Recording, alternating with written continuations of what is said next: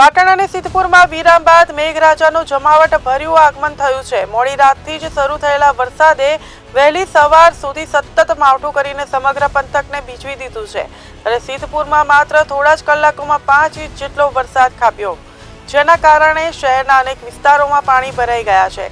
ઋષિ તળાવ વિસ્તાર, Uma park society, ફૂલપુરા, પેપલલ્લા આ તમામ વિસ્તારોમાં હાલત કફોડી બની છે। આ તમામ વિસ્તારોમાં વરસાદી પાણી ઘૂસતા સ્થાનિક નાગરિકોને મુશ્કેલીનો સામનો કરવો પડી રહ્યો છે। રસ્તાઓ પર પાણી ભરાતા વાહન વ્યવહારમાં પણ અસરગ્રસ્ત થયો છે।